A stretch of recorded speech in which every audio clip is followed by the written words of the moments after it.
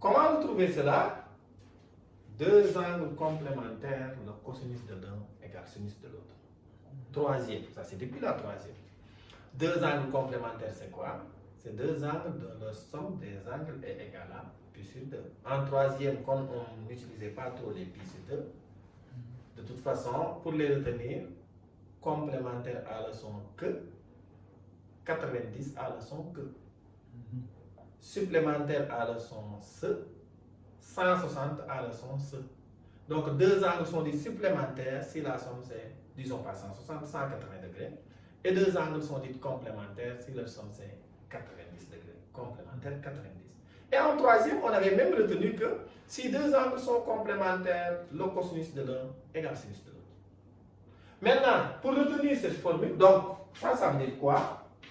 Si j'ai sinus de pi sur 2 moins x égale cos de quoi? Je vais voir quel angle, tel que si je l'additionne avec ça, ça donne pi sur 2, c'est x.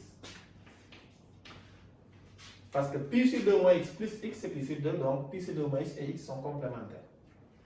Et, par tangente, cosinus de pi sur 2 moins x égale sin de x. Et c'est ces deux formules que je vais utiliser pour avoir n'importe quoi plus pi sur 2. Parce que si je dis sinus de a plus pi sur 2, il faut avoir, qu'est-ce que je dois additionner avec ça pour avoir pi sur 2? C'est moins a. Et cos de moins a égale cos de a.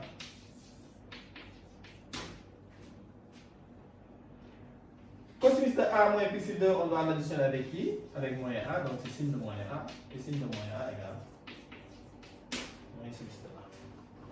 Donc finalement, quel que soit le réel a, mais normalement vous devez retenir la formule directement. Je vais le donner.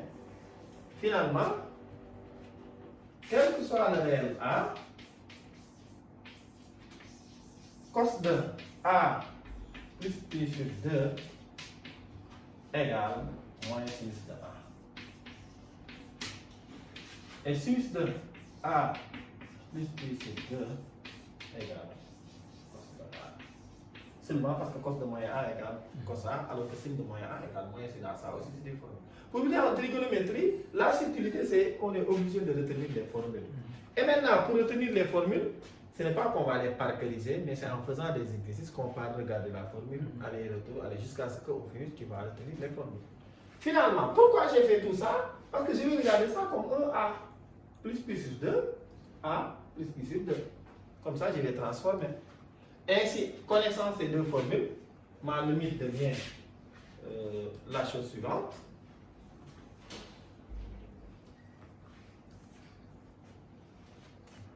Donc ça va devenir limite. Lorsque grand X tend vers 0, sin de a plus pi sur 2, je viens de voir que c'est cos de a.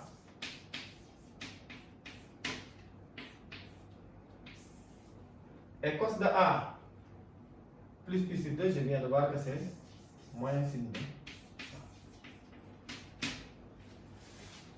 Ça commence à venir petit à petit.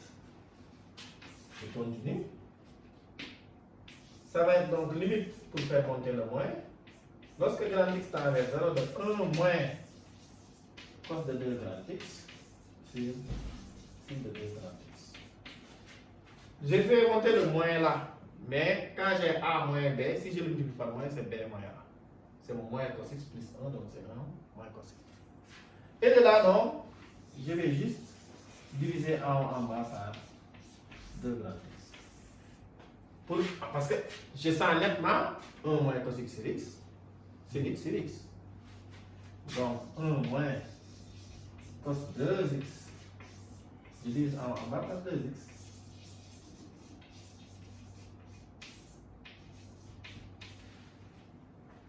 Finalement, ça me donnera limite lorsque grand X tend vers 0 de 1 moins cos 2 grand X sur 2 grand X et sin 2 grand X sur 2 grand X.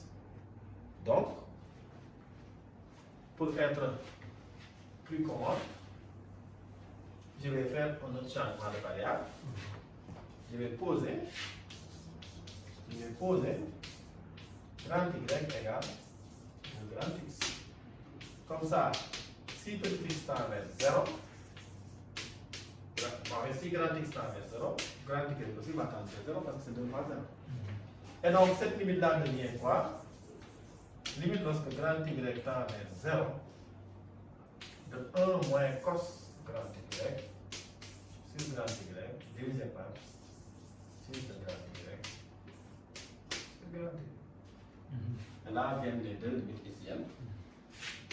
Ça c'est 0, ça c'est 1. Et donc ça donne 0. Donc on récapitule. Premier changement de variable parce qu'on n'a pas quelque chose qui tend vers 0. On a transformé. Après la première transformation, on tombe sur des formules trigonométriques, on retrouve nos formules trigonométriques, on tombe sur des deux grands X. Et déjà, à partir de là, on s'entend les limites ici. 1 moins cos A sin A. C'est que si on les divise en haut en bas par A, j'aurai 1 moins cos A sin A et sin A sur A, lorsque A tend vers 0. Et c'est pourquoi maintenant, la variable grand Y est venue pour nous tirer d'affaire. Et finalement, cette limite-là donne 0.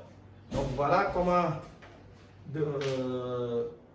s'y prendre pour les limites trigonométriques. D'abord, si on a ici tend vers 0, pensez à retrouver les limites hygiènes. Si maintenant x ne tend pas vers 0, pensez à faire un changement de variable pour avoir quelque chose qui tend vers 0. Parce que pour espérer retrouver des limites hygiènes, il faut vraiment avoir quelque chose qui tend vers 0. Donc peut-être je vais revenir encore sur une autre vidéo pour d'autres limites d'ailleurs de la fiche, limites trigonométriques.